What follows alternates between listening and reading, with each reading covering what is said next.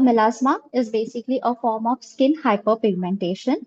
So it is characterized by patchy discoloration, most commonly involves the face.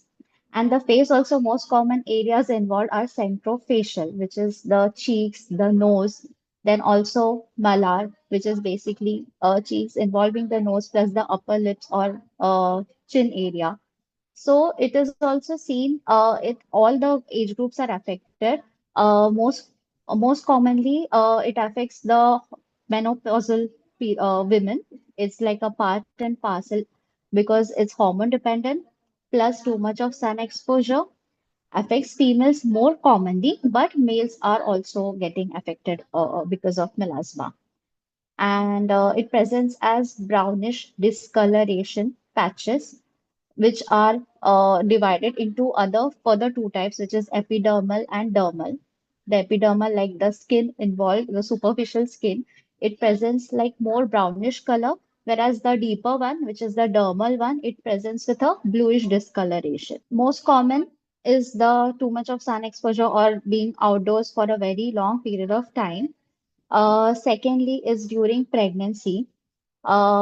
Then thirdly is like consuming oral contraceptive pills and oral steroids for a very long period of time. These are the medications and the things which increase or trigger melasma. There are many types of hyperpigmentation, okay, of the skin, but melasma is the one which has got, along with the sun exposure, the hormone role is also very much evident in this. As we can say this because during pregnancy, there is all of a sudden the melanin, melanocytes get deposited. The production is increased because of estrogen and progesterone being involved. So this is one factor which just says that apart from our sun exposure, another thing which is really what differentiates melasma from other pigmentation is the hormonal component involved. Plus, there is some role of genetic involvement as well, like family history. Those who are more evident, this more commonly affected. So during pregnancy, as you know, there are some restrictions in giving medications orally, topically. So that's why most essential step is to prevent yourself from getting exposed to very harsh sun. So where firstly wear a very broad no spectrum sunscreen, which is at least SPF 50. Physical sunscreen is what I would advise in pregnancy. Secondly, whenever you have to go out, wear nice covered clothes, then wear a wide brim hat, then also, we have to, so during pregnancy, those are the things which have to be followed. Secondly, after pregnancy, there are many a times because the hormonal levels are again, they come back to normal. Melasma by itself resolves, but it will take at least about 1 or 2 months for it to, clear it. But still, there are some instances where the melasma persists. For that, we can give topical creams in the form of, there are many topical creams, there are oral medications also, and plus there are procedures also. So the topical creams which are most commonly used are azelaic acid, then this just basically the skin lightening creams, hydroquinone. These are most commonly used, but they can't be continued for a very long time and they can't be used by yourself. Please consult a dermat for the same because these medications also need to be monitored. It's not like we have to start and then just keep on using it. So, with each follow-up, we see how the skin is reacting. Definitely, it is going to take time. Melasma is not a superficial thing. It takes many months, years for it to resolve. So, step-by-step approach is what we do. Plus, oral medications can be given, which is tretinoin is oral medication which we can give is a tranexamic acid is the one which has to be started. If the patient is comfortable for oral medications, we can definitely give it, but again with the help of monitoring, proper monitoring. And then treatment, which is actually quite beneficial, or we can just combine it together with oral and topical one, is basically laser in the form of Q-switch NDI laser. This is what helps. You know what happens? There is basically a pile up of the melanin cells. So this is what we have to reduce. because melanocytes are, the melanin cells, they are basically present in the deepest layer of the skin also. The skin has got three layers. So we have to have something which can penetrate that deep down. So this is only a laser beam which can help penetrate that deep down. And then with each session, those melanocytes which are accumulated, they are broken down. And then with each session, we can see a little bit of changes and the skin becoming a bit lighter. If it is pregnancy is involved, we can see it getting resolved, but definitely it takes 2 to 3 months post pregnancy.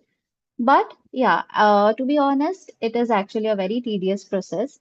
It's not like it is about to go on its own, because our lifestyle, our stress, our exposure to sun and mobile screens, laptops, it's all, lifestyle changes are so much hampered that definitely these things are just going to pile up the process altogether.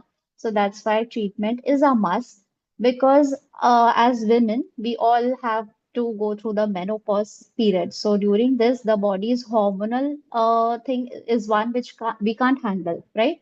It's like a part and parcel, and that we have to just carry some basic treatments which can just help to, control it from further becoming aggravated.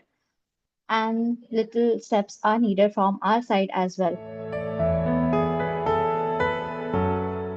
A treatment options topically, the skin lightening creams, which most commonly we use are hydroquinone. Then short course of steroids also help, topical steroids.